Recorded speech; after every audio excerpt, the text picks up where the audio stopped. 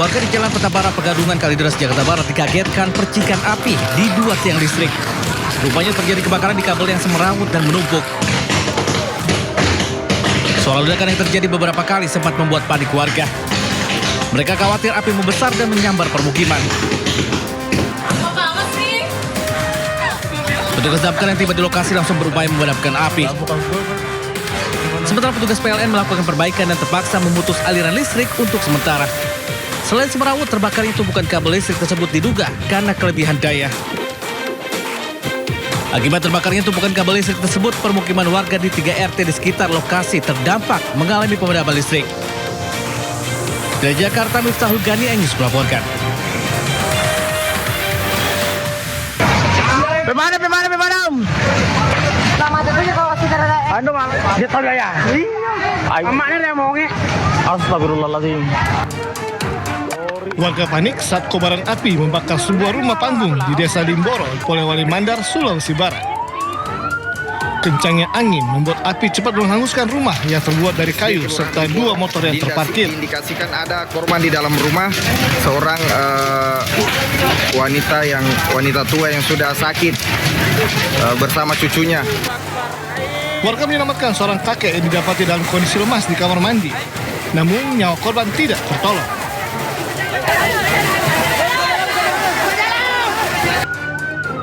Tragis, saat api padam, didapati seorang lansia dan cucunya tewas terjebak di dalam rumah. Jumlah korban tewas akibat kebakaran ini menjadi 3 orang.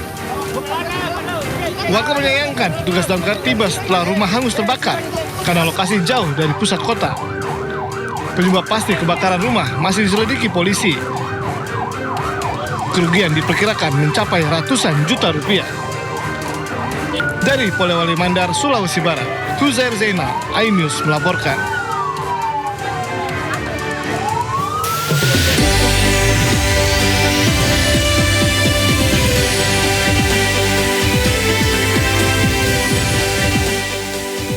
Operasi pencarian korban kebakaran KMP Mutiara Sentosa II di perairan utara Pulau Sapudi, Sumeneb terus dilakukan.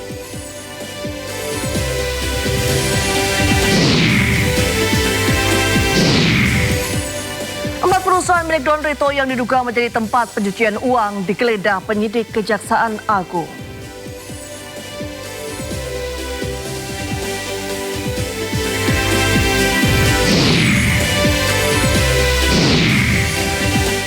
Belas orang tewas dan 20 lainnya luka-luka dalam serangan bom bunuh diri di dekat kantor polisi Kabul di distrik Swat, Pakistan.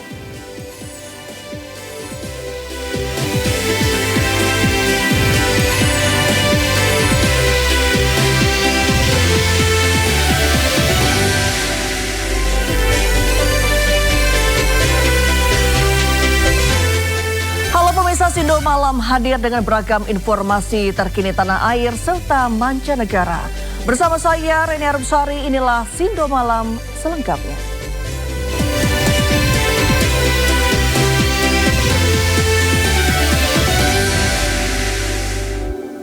Pemirsa, sebuah bangunan pabrik ludes terbakar di Kecamatan Babakan, Ciparai, Kota Bandung, Jawa Barat. Petugas berjibaku memadamkan api, sementara penyebab kebakaran masih dalam penyelidikan kepolisian. Kebakaran terjadi di sebuah bangunan pabrik di kawasan Jalan Cirangrang Dalam, Kecamatan Babakan, Ciparai, Kota Bandung pada Selasa siang. Sejumlah unit mobil pemadam kebakaran diterjunkan ke lokasi untuk memadamkan api. Belum diketahui penyebab kebakaran. Warga di sekitar lokasi diimbau menghindari area kebakaran agar tidak menghambat proses pemadaman dan evakuasi yang dilakukan petugas. Dan Mako Pusat, demikian yang dapat dilaporkan untuk sementara.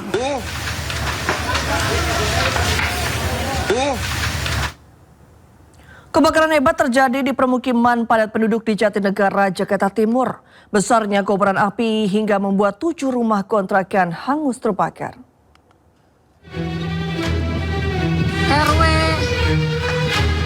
Kebakaran melanda 7 rumah petak di Jalan Cipinang Besar Utara, Jatinegara, Jakarta Timur. Banyaknya bahan yang mudah terbakar membuat api cepat membesar. dekat rumah Bang Oyon ini. Ya, dekat rumahnya Bang Oyon. Warga yang panik berupaya memadamkan api dengan alat seadanya. Petugas mengerahkan 12 unit damkar ke lokasi. Api padam 30 menit kemudian. Tidak ada korban jiwa akibat kebakaran ini. Hingga kini penyebab kebakaran masih dalam penyelidikan petugas. Dari Jakarta, Rio Manik, iNews melaporkan. Pemirsa, kebakaran lahan di Savana, Bromo, Jawa Timur yang terjadi sejak Senin sore hingga kini belum berhasil dipadamkan. Akses wisata melalui beberapa pintu masuk Bromo ditutup sementara hingga waktu yang tidak ditentukan. Ini tambah banter ya. Kebakaran lahan yang terjadi di Blok Bantengan, Kabupaten Lumajang ini nampak dari kawasan Savana Bromo. Api diketahui membakar kawasan tersebut sejak Senin sore. Petugas gabungan dari Balai Besar Taman Nasional Bromo Tengger Semeru, TNBTS, BPBD Kabupaten Probolinggo, dan BPBD Provinsi Jawa Timur sempat memadamkan api agar tidak menjalar. Namun kondisi vegetasi yang kering karena musim kemarau membuat api terus menjalar. Hingga Selasa pagi, api masih membakar hingga merambat sampai ke Blok Watu Gede dan Bukit Teletabis. Info sementara titik api itu kan mulai dari pergerakannya dari wilayah Lumajang. Lumajang ya. Sekarang bergerak tadi pagi itu sebagian Bukit Teletabis sudah ada titik api juga. Kemungkinan mengalami pergerakan, tapi sebagian masih di wilayah Lumajang. Ya, sebagian kecil yang mulai masuk di wilayah Probolinggo. Di Bukit. Imbas kebakaran ini, Balai Besar TNBTS menutup sementara kawasan wisata dari pintu masuk Malang dan Lumajang. Sedangkan dari pintu masuk Cemoro, Lawang, Probolinggo, dan Tosari, Pasuruan masih dibuka. Namun demikian, wisatawan dan warga dilarang mendekati kawasan yang terbakar di area savana. Sementara proses pemadaman api masih terus berlangsung. Dari Probolinggo, Jawa Timur, Hana Purwadi, iNews melaporkan. Pemirsa, operasi pencarian korban kebakaran KMP Mutiara Sentosa II di perairan utara Pulau Sapu di Sumeneb terus dilakukan. Selain mengerahkan sejumlah kapal penyelamat, tim gabungan juga menerjunkan 1 unit helikopter untuk memaksimalkan pencarian dari udara.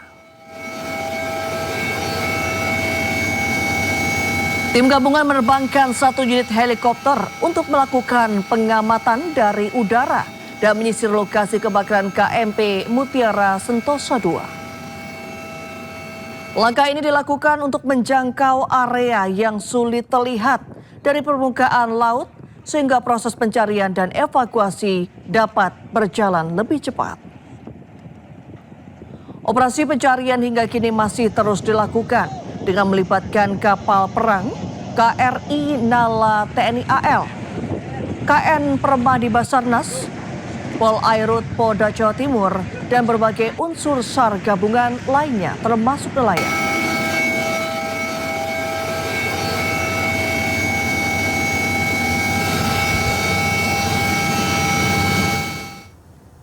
Pemirsa, seorang warga Tulungagung menjadi salah satu korban meninggal dunia dalam tragedi kebakaran kapal motor penumpang Mutiara Sentosa II di perairan utara Pulau Madura. Korban merupakan supir truk ekspedisi yang sedang mengantarkan muatan menuju Makassar.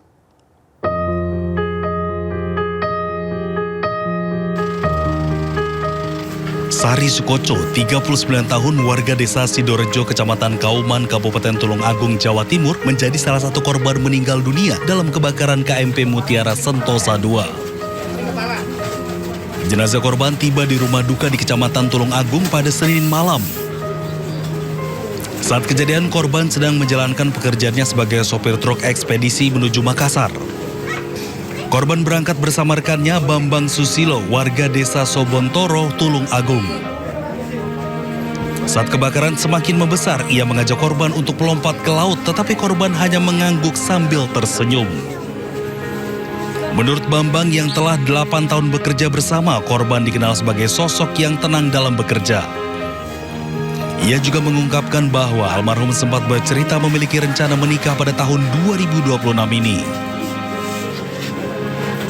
Lompat ke air, saya duluan, beliaunya saya ajak, cuma mengganggu aja. Yuk saya bilangin, Mas ayo nanti aja. Terus saya inisiatif, Mas saya turun duluan. Beliaunya cuma senyum sambil mengangguk, terus saya lompat itu Bang. Itu sudah pakai pelampung atau? Semuanya sudah pakai pelampung. Nah, orangnya beliaunya itu ya asik lah orangnya, santai aja gitu. Sempat ngobrol mau menikah Bang? Iya, kita katanya tahun-tahun inilah gitu. Setelah disemayamkan di rumah duka selama sekitar 30 menit, jenazah korban dibawa ke tempat pemakaman umum Desa Sidorejo untuk dikebumikan. Dari Tulung Agung, Jawa Timur, Anak Agus Faisal, iNews melaporkan. Ya, pemirsa, keluarga dan kerabat penumpang KMP Mutiara Sentosa II yang terbakar di perairan Sumeneb masih berdatangan ke posko. Mereka datang untuk mencari anggota keluarga maupun rekan mereka yang hingga kini masih hilang. Abdul Hamid dan Ansar, dua pria ini sudah 2 hari mendatangi posko Basarnas di Pelabuhan Tanjung Perak, Surabaya, Jawa Timur. Mereka mencari kabar keluarga dan kerabatnya penumpang KMP Mutiara Sentosa II.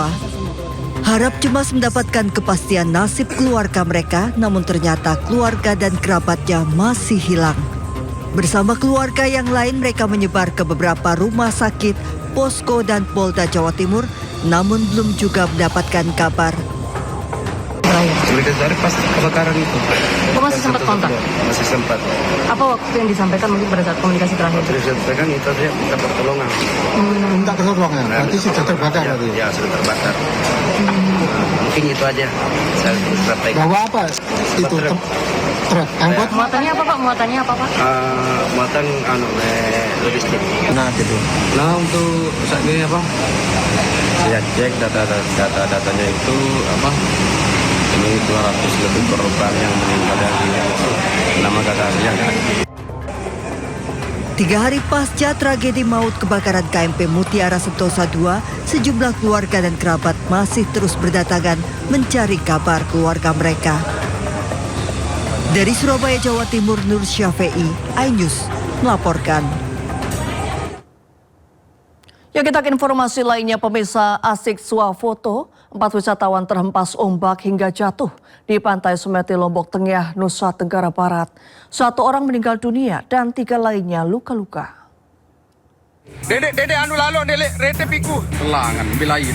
Jaga lain. Evakuasi seorang wisatawan yang jatuh dari tebing di pantai Semeti, Desa Mekarsari, Kecamatan Praia Barat, Lombok Tengah berlangsung dramatis. Jangan lali. Warga dan nelayan harus ekstra hati-hati karena terjangan ombak yang datang tiba-tiba. Kemplung doang dia. Sabar. Wah. Korban wanita bernama Sabira baru bisa dievakuasi setelah jasadnya digiring ke laut jauh dari tebing. Sebelumnya, korban Sabira asal desa Sekotong, Lombok Barat, bersama 3 temannya tengah berwisata di pantai Semeti. Saat bersuah foto, korban terhempas ombak yang datang tiba-tiba hingga jatuh ke laut. 3 temannya yang berusaha menolong terluka dan syok. Pukul 13.00, unit siaga SAR Mandalika menerima laporan dan selanjutnya tim rescue diberangkatkan menuju lokasi. Pada saat perjalanan, tim rescue menerima informasi dari pelapor bahwa korban telah berhasil ditemukan dan selanjutnya dievakuasi ke klinik Selong Medical Service Selong Blanang, Lombok Tengah. Jasad korban dan 3 korban luka kemudian dibawa ke klinik sebelum diserahkan ke pihak keluarga. Tim SAR mengimbau masyarakat dan wisatawan agar berhati-hati saat beraktivitas di kawasan tebing pantai, terutama saat berfoto guna menghindari kejadian serupa terulang. Dari Lombok Tengah, Nusa Tenggara Barat, Emma Widiawati, iNews melaporkan. Pemirsa, diduga tertidur di bagian belakang truk Sound Horek, seorang pemuda tewas terjepit. Korban meninggal dunia di lokasi dengan luka parah di bagian leher dan kepala. Kejadian mobil paling lepet Gaboro dan di Jatiar Jasa do mora kili do. Lah kena dia remer hi pun bisa. Aduh ya Allah cedak ya Allah. Ya Allah. Ya Allah. Warga di Desa Candijati, Jember, Jawa Timur geger dengan adanya seorang pria yang tewas saat melintas di gapura desanya. Diduga pemuda tersebut usai melakukan cek sound di kawasan Kaliwining. Korban yang berinisial SNL tertidur di bagian atas belakang truk sound horek. Nahas, tubuhnya terjepit gapura beton saat kendaraan melintas. Korban pun meninggal dunia di lokasi kejadian. Tersangkut, Pak. Oh, terjepit. Iya. Gitu. Sering, Pak, seperti ini kejadian-kejadian seperti ini sebelum-sebelumnya atau baru kali ini? Tidak, hati-hati, Pak. Oh. Ini lalai. Oh, lalai. Pasca kejadian, pihak keluarga korban dan pengelola sound horek menyelesaikan permasalahan tersebut secara damai. Peristiwa ini menjadi peringatan bagi pengelola kendaraan sound horek agar lebih memperhatikan keselamatan orang yang berada di atas kendaraan, terutama saat melintasi jalan dengan batas ketinggian. Dari Jember, Jawa Timur, Bambang Sugiharto, iNews melaporkan. Pemirsa, diduga mengalami perundungan saat masa orientasi sekolah, seorang siswa SMP Negeri 4 Randu Dongkal, Kabupaten Pemalang meninggal dunia. Polisi masih menyelidiki penyebab pasti tewasnya korban.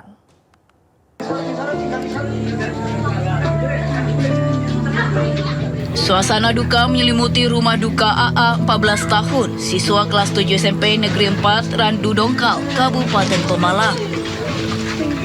Korban yang baru sekitar 1 bulan menempuh pendidikan di sekolah tersebut meninggal dunia Minggu malam setelah sempat menjalani perawatan di Rumah Sakit Mardatila.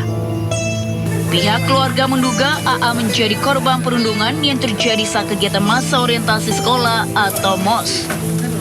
Dugaan tersebut kini masih didalami aparat kepolisian.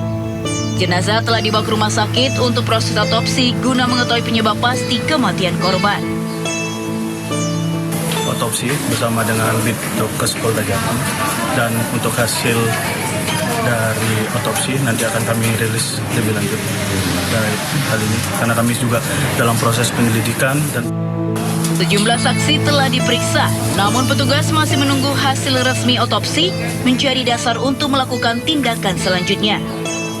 Dari Pemalang, Jawa Tengah, Suryono Soekarno melaporkan. Seorang nenek di Cakung, Jakarta Timur menjadi korban perampokan. Wajah korban bahkan dilakban dan diancam dengan senjata tajam.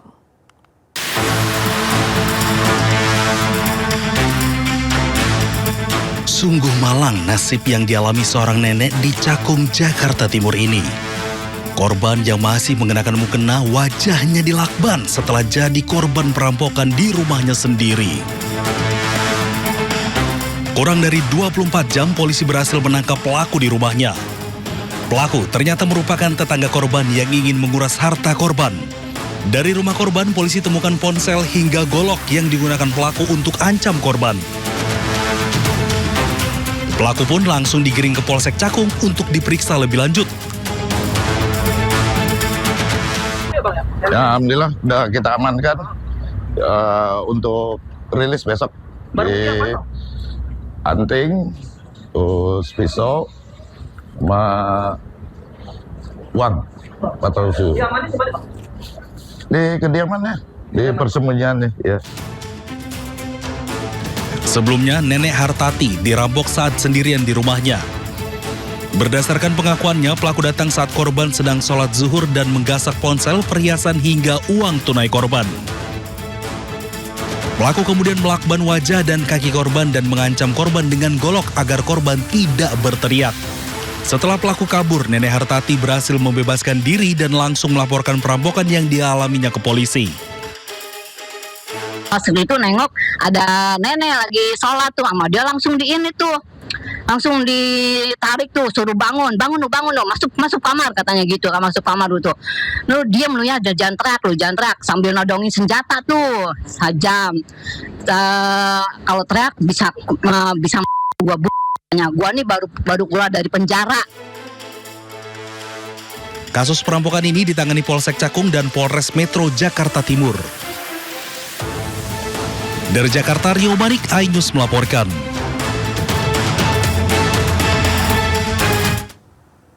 Pemirsa, sebuah rumah kontrakan diduga ditempati anggota polisi di Majalaya, Karawang dirusak sekelompok orang tak dikenal. Aksi perusakan diduga buntut razia obat keras terlarang yang dilakukan Satres Narkoba Polresta Karawang di Desa Cibalongsari. Siapa polisi apa preman?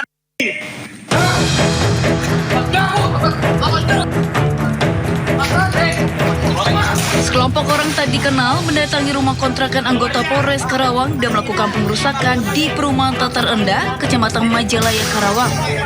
Mereka merusak pagar hingga kaca rumah pecah. Bahkan para pelaku nekat membawa kabur 2 unit sepeda motor yang sebelumnya disita polisi saat razia obat keras terlarang. Aksi perusakan ini diduga berkaitan dengan razia obat keras tanpa izin yang dilakukan Satres Narkoba Polresta Karawang di Desa Cibalonsari. 2 motor pelaku dibawa ke rumah kontrakan anggota Polres tersebut sebagai barang bukti. Tiba 2 mobil langsung penyerangan aja. Penyerangan aja. Ya. Itu gerombolan berarti kakek? Gerombolan. Jumlahnya berapa? Kurang lebih ada 9 atau 10 orang. Setahu saya itu dari kepolisian.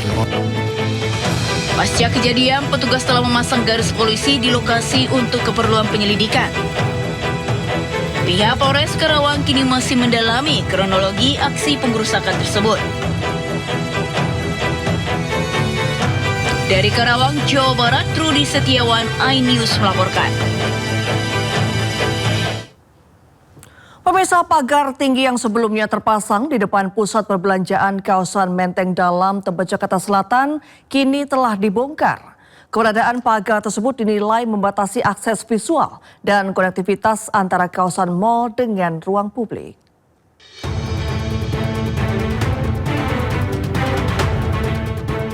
Pagar besi yang sempat terpasang dari gerbang masuk hingga gerbang keluar kendaraan roda 4 telah dibongkar. Kini menyisakan baut penyangga yang ditutup kon atau pembatas jalan. Dengan dibongkarnya pagar tinggi tersebut, area depan mal kini lebih terbuka dan terhubung dengan jalur pejalan kaki. Aktivitas masyarakat di sekitar lokasi juga terpantau normal tanpa adanya gangguan. Fenomena pemasangan pagar tinggi tersebut membuat Wakil Ketua Komisi 3 DPR RI Ahmad Sahroni angkat bicara dan berharap isu yang beredar di media sosial tidak benar. Para pihak lebih menguatkan pada isu-isu yang tidak benar dan jangan menakutkan begitu kan, karena masyarakat perlu kenyamanan dan kita harap negara ini negara yang kuat dan jangan ada hal-hal yang menakutkan masyarakat. Pagar tinggi dibongkar merupakan upaya pemerintah Provinsi Jakarta untuk mewujudkan ruang publik yang lebih ramah bagi pejalan kaki, terbuka, serta mendukung mobilitas warga kawasan perkotaan. Dari Jakarta, tim liputan iNews melaporkan. Ya, maraknya isu aksi massa membuat pusat perbelanjaan di Jakarta dipasangi pagar tinggi. Polda Metro Jaya pun membentuk tim preventive strike untuk mengamankan ibu kota Jakarta.